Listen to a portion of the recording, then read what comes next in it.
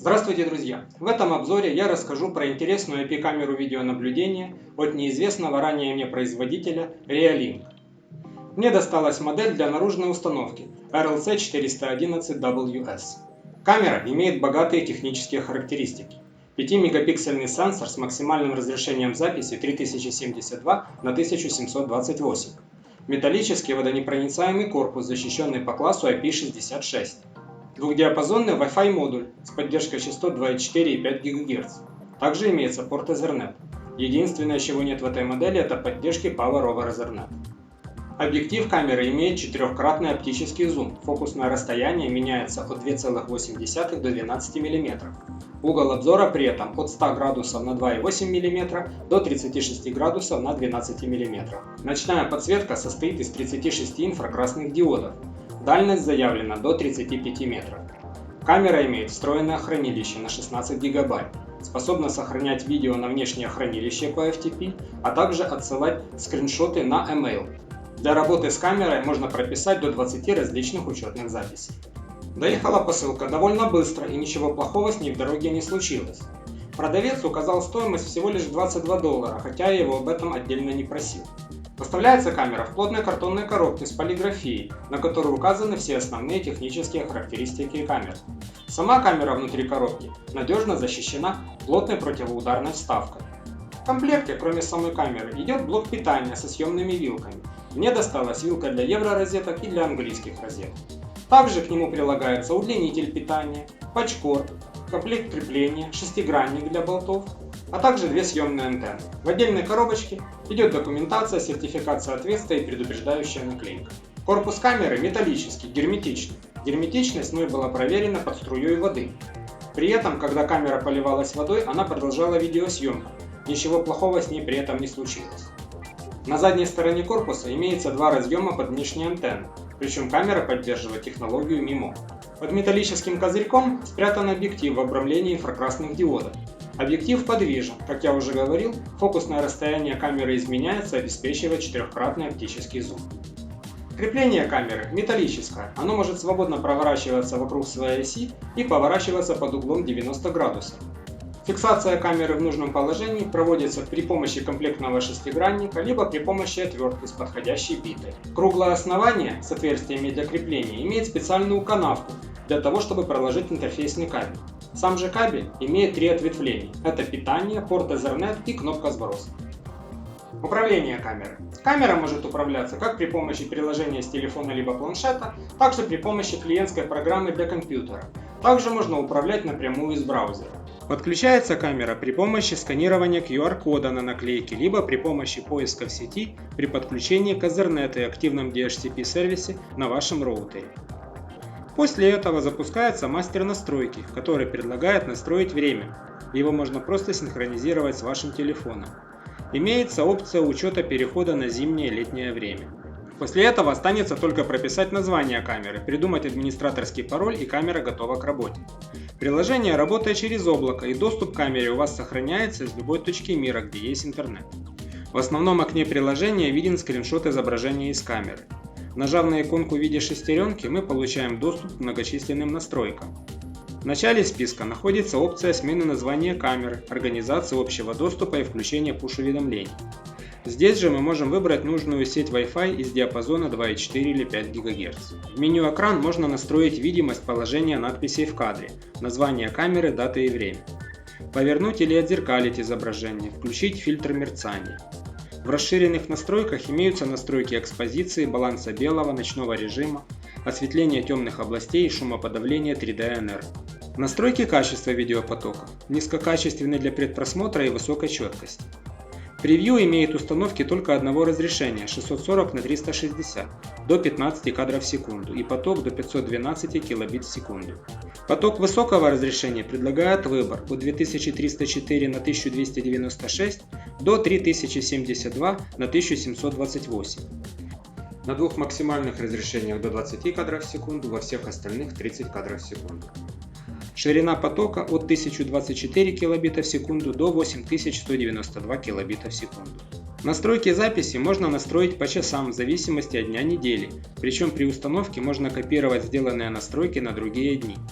Имеются опции перезаписи старых клипов, предзаписи. Камера сохраняет из буфера фрагмент видео перед зафиксированным движением. Здесь же можно увидеть свободный объем 16-гигабайтного хранилища и при необходимости отформатировать его. Далее можно настроить чувствительность обнаружения в кадре в зависимости от времени суток, сменить пароль, включить или выключить инфракрасную подсветку, ввести параметры для отправки уведомлений по электронной почте. Здесь же вы можете выбрать, что именно слать по почте и минимальный интервал для рассылки от 30 секунд до 30 минут. Аналогично как для записи можно настроить интервал уведомлений по электронной почте, причем можно включить рассылку только по движению, так и постоянную рассылку через заданный интервал времени. Также можно копировать установки на другие дни.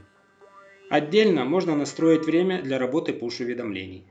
В конце меню находится системная информация о камере, выбор видеостандарта, настройки даты и времени, сброса настройки перезагрузки камеры.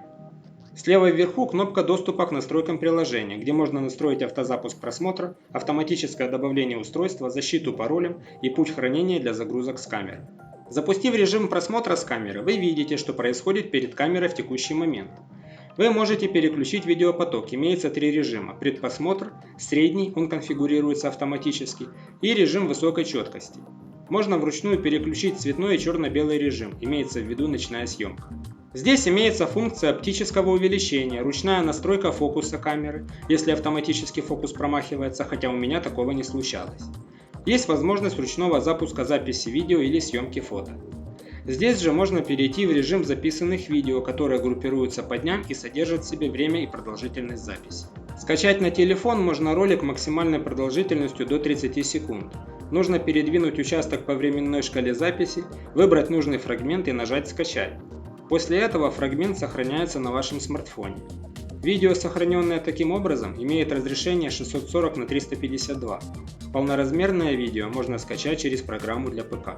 Клиент для ПК. После установки клиентской программы на компьютер, программа сканирует локальную сеть и обнаруживает камеру. После этого необходимо ввести данные учетной записи, и камера подключается к системе.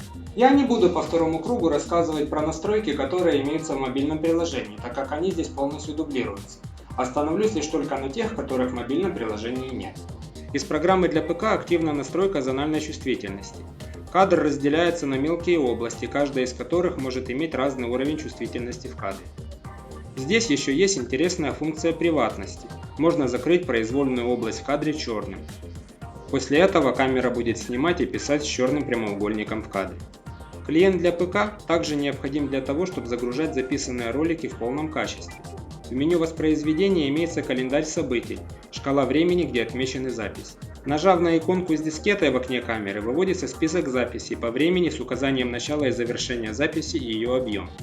Нужно отметить нужные записи и нажать «Загрузить». После этого ролик будет загружен в качестве, указанном в настройках камеры. Я использую разрешение 2К 2560 на 1440 с частотой кадров 30 кадров в секунду и битрейтом 6144 кбит в секунду. В программе также можно настроить для камеры статический IP-адрес, что будет полезным, если ваш роутер уже имеет большой список устройств с фиксированным IP. Есть перечень портов для всех возможных протоколов. Здесь же имеются настройки для сохранения на FTP сервер. Браузер. Браузер практически полностью повторяет своей функциональностью приложения для ПК. Заходим на IP-шник камеры и авторизируемся. Интерфейс очень похожий и возможности в принципе те же самые. Имеются возможности бэкапа настройки и загрузки файла обновления, добавление новой учетной записи, сохранение на FTP и все остальные настройки, про которые я уже рассказывал. Благодаря поддержке стандартных протоколов передачи, камера может работать в сторонних приложениях для работы с IP-камерами по протоколам ONVIF или RTSP. После настройки и включения режима уведомлений при обнаружении движения в кадре, камера шлет в зависимости от установок на электронную почту с картинкой или push-уведомления. Далее будут примеры видео. Прошу учесть тот факт, что в этом ролике все видео сжаты до разрешения 1920 на 1080. Если вы захотите посмотреть ролики в их реальном разрешении и качестве, вы можете сделать это, перейдя по ссылкам, которые будут в описании под этим видео. Съемка при дневном свете. Возможности зума камеры. Съемка велась с 16 этажа, высота по вертикали около 50 метров.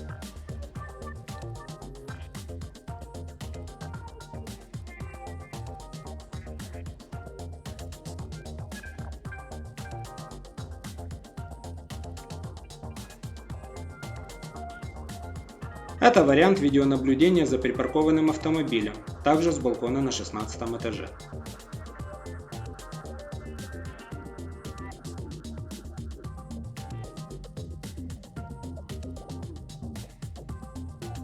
Ночная съемка.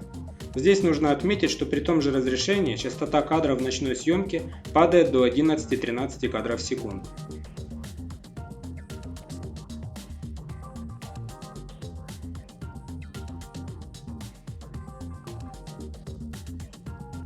Съемка в помещении при искусственном освещении с функцией подавления мерцания на 50 Гц.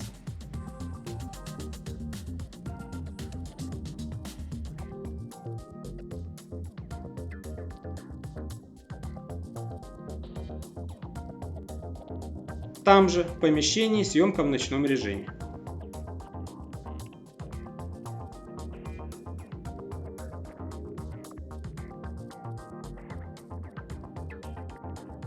На этом все. Если у вас еще остались какие-то вопросы, пишите, пожалуйста, их в комментариях под этим видео. Если видео вам понравилось, ставьте лайки.